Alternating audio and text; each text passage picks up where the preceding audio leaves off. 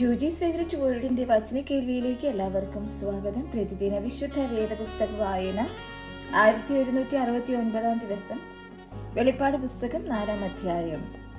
അനന്തരം സ്വർഗത്തിൽ ഒരു വാതിൽ തുറന്നിരിക്കുന്നത് ഞാൻ കണ്ടു. കാഹളനാദം പോലെ എന്നോട് സംസാരിച്ച് കേട്ട ആദ്യത്തെ ശബ്ദം എന്നോട്, ഇവിടെ കയറി വരിക, മേലാൽ സംഭവിപ്പാനുള്ളത് ഞാൻ നിനക്ക് കാണിച്ചു തരാമെന്ന് കൽപ്പിച്ചു.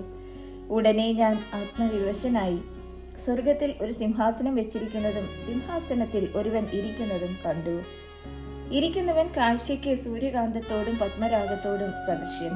സിംഹാസനത്തിന്റെ ചുറ്റും കാഴ്ചയ്ക്ക് മരതകത്തോട് സദൃശ്യമായൊരു പച്ചവില്ല്.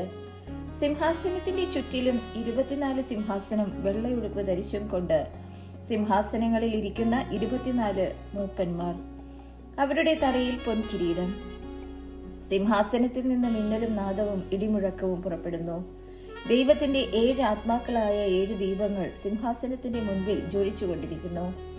സിംഹാസനത്തിന്റെ മുൻപിൽ പളുങ്കിനൊത്ത കണ്ണാടിക്കടൽ. സിംഹാസനത്തിന്റെ നടുവിലും സിംഹാസനത്തിന്റെ ചുറ്റിലും 4 ജീവികൾ. അവയ്ക്ക് മുമ്പുറവും പിൻപുറവും കണ്ണു നിറഞ്ഞിരിക്കുന്നു. 1-ാം ജീവി സിംഹത്തിന് സദൃശ്യം, 2-ാം ജീവി കാളയ്ക്ക് സദൃശ്യം, 3-ാം ജീവി മനുഷ്യനെ പോലെ മുഖമുള്ളത്, 4-ാം ജീവി പറക്കുന്ന കഴുകന് സദൃശ്യം. 4 ജീവികളും ഓരോന്നിനും 6 ചിറകുള്ളതായി ചുറ്റിലും അകത്തും കണ്ണു നിറഞ്ഞിരിക്കുന്നു. ഇരിക്കുന്നവനും ഇരുന്നവനും വരുന്നവനുമായി സർവശക്തിയുള്ള കർത്താവായ ദൈവം പരിശുദ്ധൻ പരിശുദ്ധൻ പരിശുദ്ധൻ എന്ന് അവർ രാപ്പകൽ വിശ്രമം കൂടാതെ പറഞ്ഞുകൊണ്ടിരിക്കുന്നു. എന്നേക്കും ജീവിച്ചിരിക്കുന്നവനായി സിംഹാസനത്തിൽ ഇരിക്കുന്നവന് ആ ജീവികൾ മഹത്വവും ബഹുമാനവും സ്തോത്രവും കൊടുക്കുമ്പോഴൊക്കെയും 24 മൂപ്പന്മാരും സിംഹാസനത്തിൽ ഇരിക്കുന്നവന്റെ മുൻപിൽ വീണ് എന്നേക്കും ജീവിച്ചിരിക്കുന്നവനെ നമസ്കരിച്ചു.